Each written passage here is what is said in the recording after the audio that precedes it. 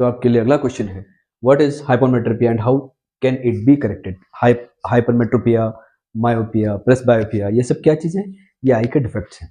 तो हाइपरमेट्रोपिया क्या चीज़ है? जिसमें हमें पास की वस्तु जो होगी, पास का ऑब्जेक्ट हमें क्या होगा, अच्छे से नहीं दिखाई देगा, दूर की चीज साफ साफ नजर आती है इसमें, ठीक है। A person with hypermetropia can see distant objects clearly, दूर की चीजें आसानी से देख सकता है, but can not see near by object distinctively, मतलब पास की चीजों को स्पष्टतया नहीं देख पाता है। क्यों क्यों क्यों क्यों क्यों? क्योंकि नियर पॉइंट जो होगा, नियर पॉइंट कितना होता है? 25 सेंटीमीटर। तो उसका जो नियर पॉइंट होता है वो फार चला जाता है, ठीक है। नियर पॉइंट फार चला गया है। 25 सेंटीमीटर जो यहां से हम लोग रीड कर पा रहे थे, अब यहां से नहीं कर पा रहे, अब यहां से कर पा रहे हैं। तो नियर पॉइंट फार चला गया, that is the reason it is also called as far sightness. Fine. तो near point for the person is farther away from the normal near point.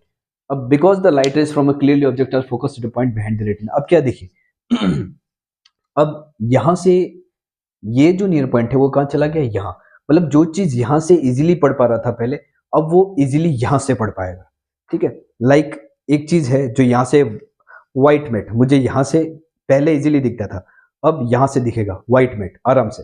तो मतलब जो नियर पॉइंट है वो यहां से क्या चला गया? फार चला गया। तो अब क्या होगा कि अब हाइपरमेट्रोपिक आई में क्या होगा कि अगर मैं चीज यहां से पढ़ूंगा तो वो कहां बनेगा? उसका इमेज वो बनेगा रेटिना के पीछे, ठीक है, at a point behind the retina. ये रेटिना के पीछे बन रहा है। अगर वो चीज मैं यहां से पढ़ रहा हूं तो ये रेटिना पे नहीं बन रहा है, दैट इज द रीजन मैं इसको क्लियरली नहीं पढ़ पा रहा हूं, ठीक है। यहां रखूंगा तो पढ़ पाऊंगा, ये रहा, क्योंकि ये जो है वो एग्जैक्ट रेटिना पे बन रहा है, I am able to read. पर क्या हो गया इसमें? नियर पॉइंट फार चला गया। अब मैं उसको एग्जैक्ट नियर पॉइंट जो 25 सेंटीमीटर आना चाहिए, मैं वहां पे रख के अगर इसको रीड करता हूँ तो रीड नहीं कर पा रहा हूँ। क्यों? क्योंकि अब इसकी इमेज कहाँ बन रही है? इसकी इमेज बन रही है अब यहाँ पे बिहाइंड द रेटिना। तो इसको करेक्ट करने के लिए क्या करते हैं? इसको करेक्ट करने के लिए एक कनकेव लेंस का यूज किया जाता है, ठीक है। कनकेव लेंस लगा देंगे। कनकेव लेंस क्या करेगा? देखिए आपने यहाँ पे कनकेव लेंस लगा दिया, तो जो रे ऑफ लाइट जो यहाँ पे थी वो क्या होगी? कन्वर्ज कर देगा। ये कनकेव लेंस क्या करेगा?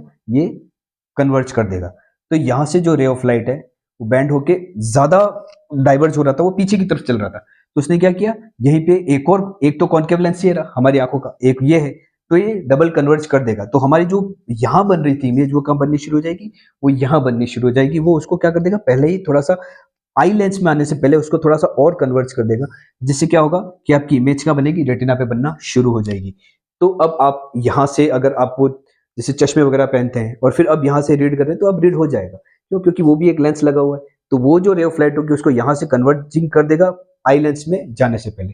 तो करेक्शन के लिए क्या है? कनकेव लेंस का यूज किया जाता है। ये क्वेश्चन बहुत ही इंपॉर्टेंट है।